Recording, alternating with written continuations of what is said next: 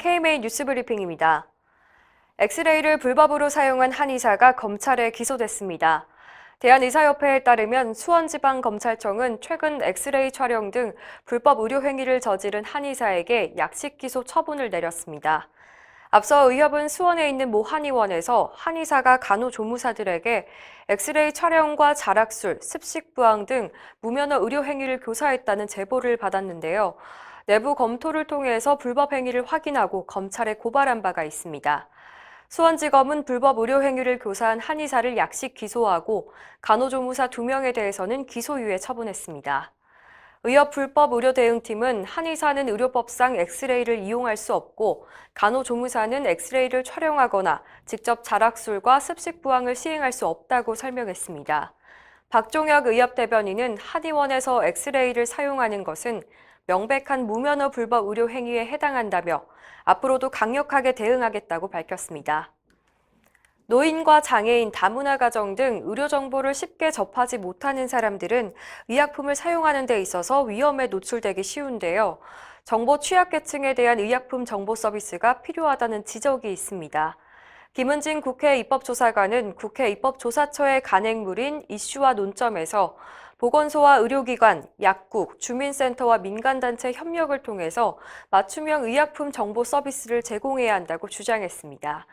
김 조사관은 정보 취약계층은 진료 과정에서 의사소통이 어려워 보각 지도에 대한 이해가 낮아서 의료 서비스를 이용하는 데 불편을 겪고 있다고 강조했는데요. 이러한 문제 해결을 위해서는 반복적인 안전사용 교육이 필요하고 또 시력이 낮은 사람들을 위한 글자 확대 인쇄나 시각장애인 전용 투약상자 사용 등 다양한 개선책을 고려해야 합니다. 또한 다문화 가정에 대해서는 다문화 가족 지원 포털 사이트인 다누리를 통한 전문 상담원의 교육이 요구된다고 밝혔습니다. 김 조사관은 정보 취약계층에 대한 의약품 안전 정보도 지역사회 접근성을 고려해서 시스템을 구축해야 한다고 덧붙였습니다. 의료기기 업체 직원의 대리수술 논란이 있었는데요. 이와 관련해 정형외과 의사들이 가이드라인 제정 작업에 나섰습니다.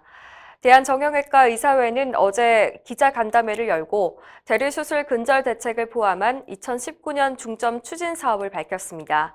이태원 회장은 정형외과는 수술기계를 많이 사용하고 새로운 기계 사용법을 따라가기 위해서는 의료기기 회사 직원들이 참관할 수밖에 없는 부분도 있다면서 무조건적으로 수술 참관을 금지하기보다는 가이드라인 제정과 교육 강화를 추진하겠다고 밝혔는데요.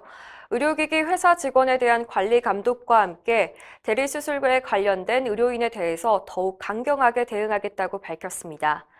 또한 이날 간담회에서는 정형외과 수술에 재료대가 제대로 반영되지 못하고 있어서 개선이 필요하다는 주장도 제기됐는데요. 복잡한 정형외과 수술에 비해서 단순한 수가 체계 때문에 터무니없이 낮은 수가를 적용받고 있다는 겁니다. 이에 대해 대한정형외과 의사회는 정형외과 학회와 협력해서 수술 수가를 세분화하는 작업을 추진할 것이라고 밝혔습니다. 시도의사회 정기 대의원 총회 시즌이 돌아왔습니다. 시도의사회 정총은 2월 22일 대전광역시 의사회를 시작으로 3월 말까지 진행이 되는데요.